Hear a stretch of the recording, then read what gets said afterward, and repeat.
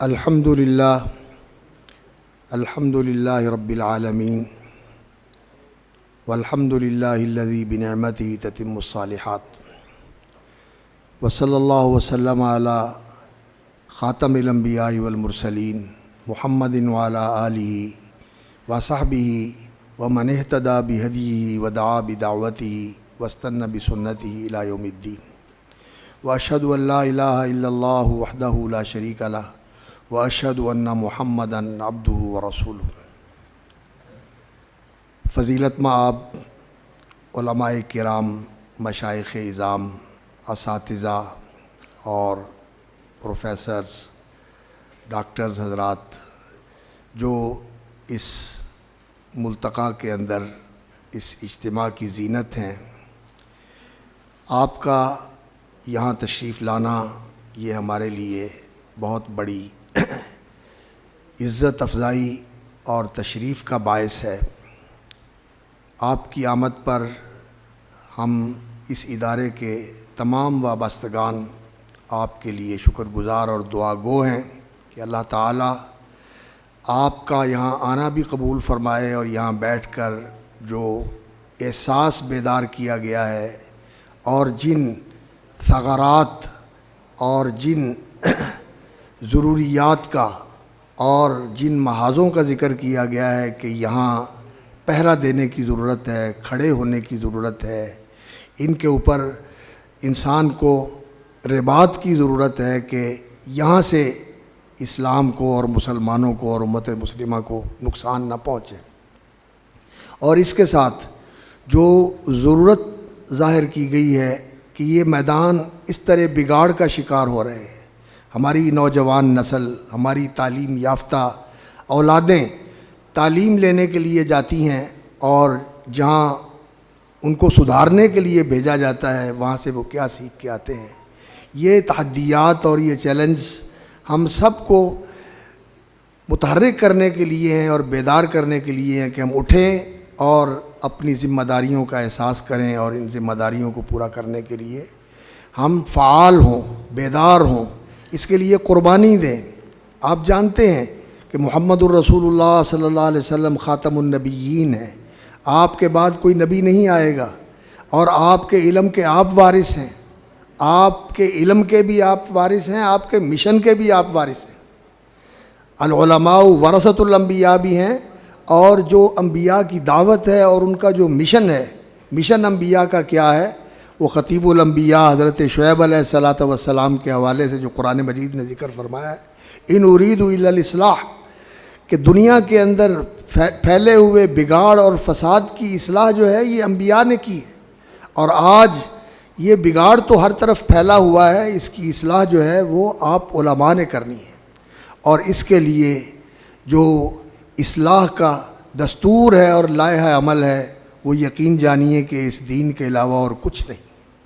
دین ہی ہے جس کے ساتھ انسانیت کا سدھار ہو سکتا ہے، جس کے ساتھ یہ انسان سنور سکتا ہے، بن سکتا ہے اور انسان بن سکتا ہے، فرشتوں کے لیے قابل رشک بن سکتا ہے، اور یہ کوئی صرف خیالی بات نہیں ہے، یہ کوئی افسانہ نہیں ہے، اور یہ کوئی شاعرانہ تخیل نہیں ہے، بلکہ یہ ایک ایسی حقیقت ہے، تاریخی حقیقت ہے کہ دنیا کا ایسا معاشرہ جو بہت زیادہ بگڑا ہوا تھا وہ تھوڑے ہی عرصے کے اندر رسول اکرم صلی اللہ علیہ وسلم کی تعلیم و تربیت، آپ کے تزکیہ کے ساتھ اور آپ کی تنظیم کے ساتھ ایک ایسا مثالی معاشرہ بن گیا کہ پوری انسانی تاریخ کے اندر اس کی مثال نہیں ملتی، پوری انسانی تاریخ میں منفرد مثال ہے رسول اکرم صلی اللہ علیہ وسلم کے تشکیل کردہ معاشرے کی اور آپ کے تربیت یافتہ صحابہ کی، پوری انسانی تاریخ میں اس کی مثال نہیں ملتی۔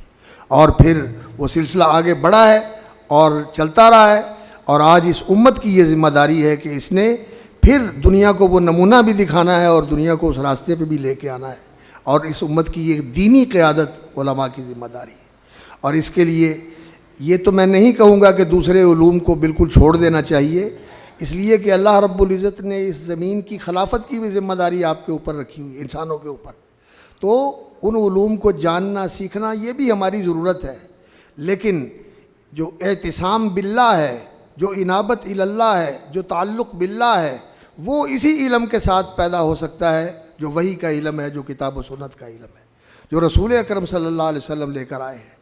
تو فاعتصموا باللہ واعتصموا باللہ هو مولاکم ومن یعتصم باللہ فقد ہدی الی صراط مستقیم، اور علیہ توکلت والیہ انیب، یہ چیزیں جو ہیں یہ اپنے اندر پیدا کرنا، اور یہی اس علم کا حاصل ہے۔ انما یخشی اللہ من عبادہ العلماء، خشیت کا پیدا ہونا، توکل اور انابت کا پیدا ہونا، اور اعتصام باللہ انسان کو حاصل ہو جائے کہ انسان کا ملجا و ماوا اللہ ہو، اس کی ہر مشکل میں اس کا رجوع اللہ کی طرف ہو، اور ہر معاملے کے اندر اس کی انابت اللہ رب العزت کی طرف ہو، وہ ہدایت بھی اللہ رب العزت سے مانگے اور استعانت بھی اللہ رب العزت سے کرے، اور اپنی ضروریات بھی اس کے سامنے پیش کرے۔ اور جب اللہ کے ساتھ اس کا رابطہ قائم ہو تو اس وقت پھر وہ ہر ایک سے بے نیاز ہو، دنیا سے بھی بے نیاز ہو اور لوگوں سے بھی بے نیاز ہو۔ ازہد فی الدنیا یحبک اللہ وازہد فی ما فی ایدی الناس یحبک الناس، اور استغنی عما فی ایدی الناس یحبک الناس۔ ان چیزوں سے بے نیاز ہو کر اللہ کی طرف ہم رجوع ہوں تو یہ چیزیں اللہ رب العزت قدموں میں ڈال دیتے ہیں۔ یہ ہماری تاریخ ہے۔ رسول اکرم صلی اللہ علیہ وسلم کے لیے بھی ایسا ہوا کہ وہ ان چیزوں سے بے نیاز ہو گئے، اللہ نے وہ چیزیں ان کے قدموں میں ڈال دی، اور پھر خلفائے راشدین کا دور بھی، اور اس کے بعد اسلامی امت کی جو تاریخ ہے وہ ساری یہ بتاتی ہے کہ یہ چیزیں اللہ نے دی ہیں۔ لیکن جن لوگوں کو یہ چیزیں ملی انہوں نے ان چیزوں کو دلوں میں بسایا نہیں، اور ان چیزوں کے لیے جیے نہیں، ان چیزوں کے لیے مرے نہیں۔ انہوں نے ان چیزوں کا استعمال کیا اور بڑی بے نیازی کے ساتھ استعمال کیا، اور ان کے سامنے جنت تھی اور جنت کی بادشاہی تھی۔ یہی چیز آج علماء امت نے لوگوں کے اندر زندہ کرنی ہے، اور اسی کے ساتھ تبدیلی آتی ہے۔ تو یہ اصلاح کا مشن لے کر ہمیں کھڑا ہونا ہے، اور محاذ بہت زیادہ ہے، ثغرات بہت زیادہ ہے، اور ہم میں سے ہر ایک کو جاننا چاہیے۔ وہ جو کہتے ہیں کہ لا یؤت الاسلام من قبلی، میری طرف سے اسلام کے اوپر کوئی زد نہ پڑے، کوئی میری وجہ سے کوئی اسلام کو نقصان نہ پہنچے۔ عالم کی بڑی ذمہ داری ہوتی ہے۔ یہ فتنوں کا دور ہے، سلاطین کے فتنے ہیں، اموال کے فتنے ہیں، حب جاہ کا فتنہ ہے، حب مال کا فتنہ ہے، شہوات کے فتنے ہیں، شبہات کے فتنے ہیں۔ ان سارے فتنوں سے بچنے کے لیے ہمارے پاس راستہ کون سا ہے؟ رسوخ فی العلم۔ ایک تو والراسخون فی العلم، رسوخ فی العلم ضروری ہے، اور العلم وہی علم ہے جو حقائق کا علم ہے، وہ قرآن و سنت کا علم ہے، جس سے اس دنیا کی بھی حقیقتیں معلوم ہوتی ہے، انسان کے اپنے مقام اور مرتبے کی بھی حقیقت معلوم ہوتی ہے، اور اس کی حیثیت کا بھی پتہ چلتا ہے، اور اس کی اصل زندگی کا بھی پتہ چلتا ہے کہ انسان کی اصل زندگی کون سی ہے۔ ان الدار الاخرۃ لہی الحیوان۔ اس لیے یہ ساری حقیقتیں اسی علم سے معلوم ہوتی ہیں، اور باقی جو علم ہے یہ تو ظاہر الحیات الدنیا، یعلمون ظاہرا من الحیات الدنیا، ظاہر کا علم ہے، اور لوگ اس سے دھوکہ کھاتے ہیں، اس سے فریب کھاتے ہیں۔ اس فریب اور دھوکے کے پردے اتارنے ہیں آپ لوگوں نے جو حقیقت شناس ہے۔ جب آپ حقیقت شناس ہوں گے تو پھر ہی ان لوگوں کی صحیح رہنمائی کر سکیں گے۔ اس لیے آپ کا اس علم کے اندر رسوخ بھی ضروری ہے، اور اس علم کے ساتھ آپ کا یقین بھی ضروری ہے۔ اس علم کے اوپر اگر یقین نہ ہو تو یقین جانیے کہ یہ علم پھر انسان کے لیے وبال ہے۔ اس علم کا یقین ہونا چاہیے، اور وہ یقین یہی ہے کہ انسان کے اندر اللہ کے ساتھ ایسا تعلق قائم ہو جائے کہ اللہ کی خشیت اور اللہ کی طرف رجوع اور اللہ کے ساتھ تعلق اور اللہ سے مانگنے کا ایسا ڈھنگ انسان کو آ جائے کہ جب وہ ضرورت مند ہو تو اللہ کے سامنے ہاتھ اٹھا دے اور اللہ کی مدد اس کے ساتھ شامل حال ہو جائے۔ اپنی کیفیت اس طرح کی بنانی، یہ اصل امتیاز ہے ہمارا، اس کے اوپر ہمیں فوکس رکھنا چاہیے۔ اور باقی جو میادین ہیں ان کے بارے میں آگاہی بھی ہونی چاہیے، اور ان میادین کو اور ان ضرورتوں کو پورا کرنے کی اور کور کرنے کی کوشش بھی کرنی چاہیے۔ جیسے ہمارے عزیز گرامی محترم فضیلت الشیخ قاری صہیب صاحب نے اس عزم کا اظہار کیا ہے۔ جن بزرگوں نے اس ادارے کی بنیاد رکھی تھی وہ بھی جمعیت اہل حدیث کے دست و بازو تھے، بلکہ مؤسسین میں شامل تھے۔ وہ اس وقت نوجوان تھے جب اس جمعیت کی بنیاد رکھی گئی۔ حضرت حافظ محمد یحییٰ صاحب عزیز میر محمدی اور ہمارے والد گرامی مولانا محمد یحییٰ اشرف پوری رحمۃ اللہ علیہ، مولانا داود غزنوی کے شاگردوں میں سے تھے، مولانا عطاء اللہ حنیف، مولانا اسماعیل سلفی، حافظ محمد گوندلوی، اور ان کی توجیہ کے ساتھ ہی انہوں نے اس ادارے کی بنیاد رکھی تھی اور اس ضرورت کو محسوس کیا تھا، اور وہ یہی چاہتے تھے کہ یہاں علماء کو بھی جمع کیا جائے، اس اصلاح کے مشن کے اندر بھی آپ لوگ شامل ہوں، دعوت کے کام کو بھی منظم کریں۔ اور یہ جو میادین ہیں تعلیم و تربیت کے، اور خاص طور پر جس کی طرف ڈاکٹر صاحب نے اشارہ کیا اور ہمارے محترم فضیلت الشیخ ڈاکٹر حماد لکھوی صاحب اس ضرورت کو محسوس کر کے فیتھ کالج کے نام سے یا یونیورسٹی کے نام سے کام کر رہے ہیں. یہ کام کرنے کے میدان ہے, ہمیں سب کاموں کے اندر آگے بڑھنا چاہیے. اور آپ لوگوں کو چونکہ اللہ رب العزت نے زیادہ امتیاز عطا فرمایا کہ آپ نے یہاں بھی پڑھا اور باہر کی یونیورسٹیوں میں بھی جا کر پڑھا, حرمین کی سرزمین کو بھی آپ کو اس کی زیارت کا شرف حاصل ہوا, مدینہ اور مکہ جو دین کا مرکز ہے وہاں سے بھی آپ استفادہ اور استفادہ کر کے آئے ہوئے. روحانی استفادے کا بھی اللہ نے آپ کو موقع دیا اور علمی استفادے کا بھی آپ کو موقع دیا, تو آپ کی ذمہ داری دو چند ہو جاتی ہے.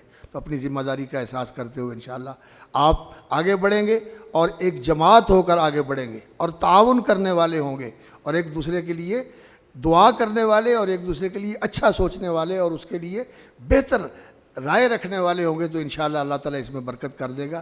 یہ جو ہماری تنگ نظریاں ہیں کہ وہ یہ کر رہا ہے میں یہ کر رہا ہوں, وہ ایسا نہ ہو جائے ایسا نہ ہو جائے, ان چیزوں سے بالا تر ہو کر سوچیں, امت کا مفاد سوچیں, دین کا فائدہ سوچیں, اللہ کے کلمے کو بلند کرنے کے لیے سوچیں. اسی کا نام اخلاص ہے انشاءاللہ العزیز, کہ ان ساری اغراض سے انسان بالا تر ہو جائے, ان ساری اغراض سے انسان بے نیاز ہو جائے, صرف اللہ کی بات اونچی ہو جائے, کسی طرح بھی اونچی ہوتی ہے ہو جائے, میں آگے ہوں میں پیچھے ہوں میں اوپر ہوں میں نیچے ہوں, ان چیزوں کی کوئی بات ہی نہیں ہے, کوئی حیثیت نہیں. اس دین کے راستے میں انسان جہاں بھی ہے, یرفع اللہ الذین آمنوا منکم والذین اوتوا العلم درجات, اللہ کے ہاں اس کا درجہ بڑا اونچا ہے. اور باقی ذمہ داریاں ہوتی ہیں جہاں جس کو مل جائے اللہ رب العزت اسے پورا کرنے کی توفیق عطا فرمائے. اور حق کون ادا کر سکتا ہے؟ رسول اکرم صلی اللہ علیہ وسلم کو یہ کہا گیا ہے, پوری زندگی کا اتنا بڑا کارنامہ ہے کہ پوری انسانی تاریخ میں اس کی مثال نہیں ملتی. اس کارنامے کو سر انجام دینے کے بعد کوئی اللہ رب العزت کی طرف سے جو وحی آتی ہے تو وہ کیا آتی ہے؟ فَسَبِّحْ بِحَمْدِ رَبِّكَ وَاسْتَغْفِرْهُ إِنَّهُ كَانَ تَوَّابًا. یہ ہے پیغام, آخری پیغام, فَسَبِّحْ بِحَمْدِ رَبِّكَ وَاسْتَغْفِرْهُ إِنَّهُ كَانَ تَوَّابًا. جو ہوا ہے اللہ کی توفیق سے ہوا ہے, اور اپنی کوتاہی کا اعتراف کرتے استغفار کیجیے. اس لیے کسی پندار اور گھمنڈ کا شکار نہیں ہونا. اور اپنے آپ کو ہمیشہ, حضرت حافظ صاحب رحمۃ اللہ علیہ کو بیمار تھے, حضرت قاری صاحب کی مسجد میں وہ آرام فرما تھے, تو میں اور حافظ شریف صاحب ان کے پاس گئے. میں نے کہا حضرت کوئی وصیت فرمائیں, تو کندھے پہ ہاتھ رکھ کے تھپک کے کہنے لگے, بیٹا کرتے رہو چھوڑو نہ, اور کرتے بھی رہو اور ڈرتے بھی رہو اور کر کے بھی استغفار ہی کرو, کبھی کبھی کسی گھمنڈ اور کسی پندار میں مبتلا نہیں ہونا, استغفار ہی کرنی. تو اس لیے یہ علم جو ہے یہ اللہ تعالیٰ کی طرف سے بہت بڑا فضل ہے, اصحاب الفضیلہ ہے آپ, اور بہت بڑی عزت ہے جو اللہ رب العزت نے آپ کو دی ہوئی ہے. تو اس عزت اور اس فضیلت کا جو حق ہے وہ یہی ہے کہ انسان کے اندر تواضع ہونی چاہیے, علم ہونا چاہیے. اور جو آپ کے علم میں بڑے ہیں اور عمر میں بڑے ہیں, شاید آپ کا نیا علم ہے اور آپ کی تحقیق زیادہ ہے, آپ اس میں بڑے ہو سکتے ہیں, لیکن ان علماء سے مشورہ کر لیں. حافظ عبدالستار صاحب ہیں, یہ مولانا عبداللہ ناصر رحمانی صاحب ہیں, یا اور اس طرح کے اہل علم ہیں جن کی زندگیاں گزری ہیں اس میدان کے اندر. ان لوگوں سے مشاورت کر لینا, ان لوگوں سے رہنمائی لے لینا, ان لوگوں سے تائید لے لینا, دعا لے لینا, اس میں بھی بڑی برکت ہوتی ہے. البرکۃ مع اکابرکم. تو یہ چیزیں ایسی ہیں. اور اس کے ساتھ میں ایک اور عرض کروں گا کہ ہمیں اپنی اصلاح کی فکر کرنی چاہیے. جو لوگوں کی اصلاح کے ذمہ دار ہوں نا, انہیں اپنی اصلاح کی زیادہ فکر کرنی چاہیے. اور واعظ سننا تو جو واعظ اور خطیب ہوتا ہے اس کے لیے بڑا مشکل ہوتا ہے. چودھری صاحب کہہ رہے تھے کہ آپ کے بڑے مضبوط اعصاب ہیں کہ آپ نے اتنی باتیں سنی ہیں, تنقید بھی ہوئی ہے اور اس طرح کے پروگرام بھی سنائے گئے ہیں, تو آپ نے بڑی ہمت اور حوصلے کے ساتھ سنا ہے. لیکن کوئی آدمی آپ کو یہ کہے کہ آپ ایسے کریں تو یہ آدمی کے لیے مشکل ہوتا ہے, لیکن اپنی اصلاح کے لیے ضروری ہوتا ہے. اس لیے میں عرض کروں گا کہ جامع بیان العلم و فضلہ اور اخلاق العلماء امام اجری کی اور اخلاق و حملۃ القرآن, یہ کتابیں آپ کی بالکل قریب ترین ہونی چاہیے کہ آپ بار بار ان کو پڑھتے رہیں کہ جو ربانی علماء ہوتے ہیں ان کے اخلاق کیا ہے اور جو دنیا دار علماء ہوتے ہیں ان کے اخلاق کیا ہے, اور اپنا محاسبہ اور اپنا موازنہ کرتے رہیں کہ میں کہاں آ رہا ہوں, ادھر آ رہا ہوں یا ادھر آ رہا ہوں. اپنا گراف دیکھتے رہیں. اپنی اصلاح کرنے کی ضرورت ہے. اور جو علماء کے اوصاف ہیں جامع بیان العلم و فضلہ میں بہت تفصیل کے ساتھ لکھی ہوئی ہیں یہ چیزیں, ان کو دیکھنے کی ضرورت ہے. یہ میں اس لیے کہا, اصل تو قرآن و سنت کافی ہے. قرآن مجید سچی بات ہے جب انسان پڑھتا ہے اس لحاظ سے کہ یہ مجھے مخاطب کر رہا ہے, تو انسان کی آنکھیں کھل جاتی ہیں اور انسان کے رونگٹے کھڑے ہو جاتے ہیں کہ قرآن مجھے مخاطب کر رہا ہے, میں کہاں کھڑا ہوں. تو ضرورت ہے اس کی. لیکن جب ان چیزوں کو پن پوائنٹ کر دیا جاتا ہے, نشاندہی کر دی جاتی ہے, تو زیادہ انسان کو توجہ ہو جاتی ہے. اس لیے میں نے ان کی طرف توجہ دلائی ہے. باقی کتاب ہدایت تو قرآن مجید ہے. اور ڈاکٹر صاحب نے کہا تھا کہ رسول اکرم صلی اللہ علیہ وسلم کو معجزہ دیا گیا جو اس وقت کے اعتبار سے فصاحت و بلاغت کا اعلیٰ ترین نمونہ ہے اور انسانیت کی دسترس سے بھی بالا تر چیز ہے. قرآن مجید نے جو اپنا اعجاز اور اپنا امتیاز ظاہر کیا ہے وہ فصاحت و بلاغت میں اعلیٰ ترین ہونے کا نہیں ہے. قرآن مجید نے جس چیز کو بیان کیا ہے کہ یہ کتاب ہدایت ہے، ہدی للمتقین، شفاء لما فی الصدور ہے، تفصیلا لکل شیء ہے، تبیانا لکل شیء ہے، یہ اس کا بیان ہے، یہ اس کا امتیاز ہے. آج کے مسائل کا حل قرآن کے اندر ہے، سنت کے اندر ہے. اس معاشرے کو دیکھ کر اپنے اس معاشرے کی رہنمائی مہیا کرنا، یہ اصل ہمارا کام ہے. یہ ہے تفقہ فی الدین، یہ ہے رسوخ فی العلم. اور اس کے لیے یہ سرسری سی جو ریسرچ ہوتی ہے، فوراً دیکھا اور کام نہیں، اس کے لیے صبر بھی کرنا پڑتا ہے، مثابرہ بھی کرنا پڑتا ہے، یعنی مسلسل کام کرنا پڑتا ہے. اور اس کے ساتھ ساتھ اللہم رب جبرائیل و میکائیل و اسرافیل علمنی، اللہم یا مفہم سلیمان فہمنی، اللہم یا معلم ابراہیم علمنی، جیسے شیخ الاسلام ابن تیمیہ رحمۃ اللہ علیہ کیا کرتے. اس کی بھی ضرورت ہوتی ہے، اس کے بغیر اس راستے میں کامیابی نہیں ہوتی. اہدنا الصراط المستقیم تو ہم کہتے ہیں، لیکن جو زیادہ کثرت سے چیز کہی جاتی ہے پھر اس کا فہم اور استحضار نہیں رہتا کہ میں کیا کہہ رہا ہوں. نہیں، کبھی اہدنا الصراط المستقیم جو ہے نا وہ حضور قلب کے ساتھ بھی کہنا چاہیے. اور اللہم اہدنی وسددنی، رسول اکرم صلی اللہ علیہ وسلم نے جو دعا سکھائی ہے حضرت علی رضی اللہ تعالیٰ عنہ کو، جو اقداہم تھے، تو یہ ہمارے لیے بھی دعا ہے، اللہم اہدنی وسددنی والہمنی رشدی واعذنی من شرور نفسی وسیئات اعمالی. تو میں آپ لوگوں کی آمد پر آپ لوگوں کا بہت شکر گزار ہوں. اور میں ڈاکٹر صاحب کا اور دوسرے اساتذہ کا، ڈاکٹر حماد صاحب اور مجھے شاہ صاحب بھی تشریف لائے ہیں. ان تمام معززین کا نام لینے تو مشکل ہیں. بہت خوبصورت چہرے دیکھے اور بڑی خوشی ہوئی، سچی بات ہے. میں تو اب اپنے آپ کو یہی کہتا ہوں کہ جو ستینات کے شیوخ تھے وہ تو اکثر چلے گئے، حافظ ثناء اللہ مدنی صاحب، مولانا عبدالسلام کیلانی صاحب، اور ہمارے ساتھی تھے ڈاکٹر شیر علی صاحب، اور اسی طرح مولانا وہ کیا تھا ان کا جو پشاور کے تھے، یہ تو چلے گئے. اور ان کے بعد ہمارا نمبر ہے، جو 70 والے ہیں ان کا نمبر ہے. اور آپ لوگ ہیں جن کے پاس اب امت کی قیادت کی ذمہ داری ہے، اس لیے آپ اپنی ذمہ داری کو پہچانیے اور کھڑے ہوں. اور انشاءاللہ اللہ سے ہم توفیق مانگتے ہیں. جو اللہ کی طرف رجوع ہوتا ہے انشاءاللہ، والذین جاہدوا فینا لنہدینہم سبلنا وان اللہ لمع المحسنین. اللہ تعالیٰ ہمیں احسان نصیب فرما دے، اللہ کی معیت ہمارے ساتھ. واحسنوا ان اللہ یحب المحسنین، محبت بھی اللہ رب العزت کی اور معیت خاصہ بھی اللہ رب العزت کی محسنین کے ساتھ. اور احسان جو ہے وہ احسان مع اللہ بھی اور احسان مع الخلق بھی اور احسان مع نفس بھی اور احسان مع دین بھی، سارے پہلو احسان کے اس کے اندر آتے ہیں. تو اللہ رب العزت ہمیں اس راستے میں قبول فرمائے، ہماری دستگیری فرمائے، ہمیں توفیق عطا فرمائے. اللہم لک الحمد اولا وآخرا ولک الحمد ظاہرا وباطنا. اللہم لک الحمد ملء السماوات وملء الارض وملء ما بینہما وملء ما شئت من شیء بعد. اللہم صلی علی محمد وعلی آل محمد وبارک علی محمد وعلی آل محمد کما صلیت وبارکت علی ابراہیم وعلی آل ابراہیم انک حمید مجید. اللہم اقسم لنا من خشیتک ما تحول به بیننا وبین معاصیک ومن طاعتک ما تبلغنا به جنتک ومن الیقین ما تهون به علینا مصیبات الدنیا. اللہم متعنا باسماعنا وابصارنا وقواتنا ما احییتنا واجعله الوارث منا. اللہم اجعل ثارنا على من ظلمنا وانصرنا على من عادانا. اللہم لا تجعل مصیبتنا فی دیننا ولا تجعل الدنیا اکبر ہمنا ولا مبلغ علمنا.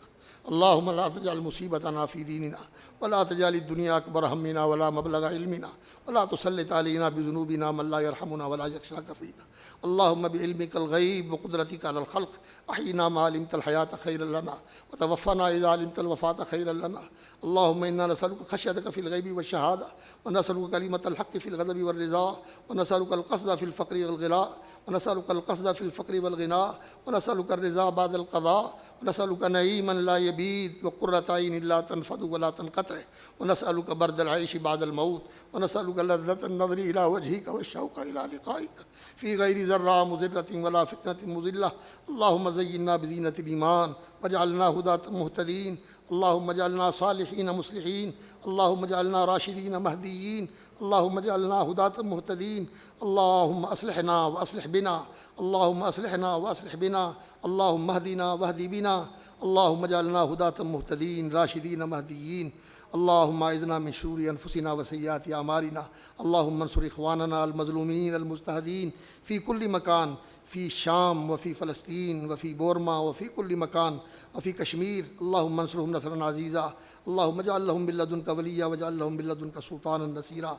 اللهم تقبل منا صالح اعمالنا وتجاوز عن سيئاتنا وارزقنا الصدق والاخلاص في القول والعمل. اللهم ارزقنا الصدق والاخلاص في القول والعمل. اللهم اجعل اعمالنا كلها صالحه واجعلها لوجهك خالصه ولا تجعل لاحد فيها شيئا. اللهم انا نسالك من الخير كله عاجله واجله ما علمنا منه وما لم نعلم، ونعوذ بك من الشر كله عاجله واجله ما علمنا منه وما لم نعلم. اللهم انا نسالك من الخير ما سالك عبدك ونبيك محمد صلى الله عليه وسلم، ونعوذ بك من شر ما استعاذ منه بك عبدك ونبيك محمد صلى الله عليه وسلم. اللهم اجعل كل قضاء قضيته لنا خيرا واجعل عاقبته لنا رشدا. اللهم احفظنا بالاسلام قائمين واحفظنا بالاسلام قائدين واحفظنا بالاسلام راقدين ولا تشمت بنا الاعداء الحاسدين. اللهم احفظنا وامنا في اوطاننا.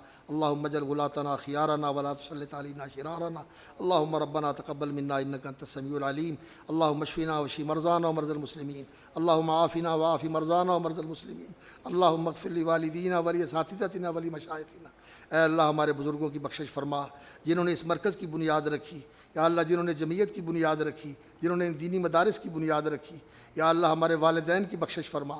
یا اللہ ہمارے اساتذہ کی بخشش فرما. یا اللہ ان کی قبروں کو جنت کے باغ بنا دے. اللہ ان کے درجات بلند فرما.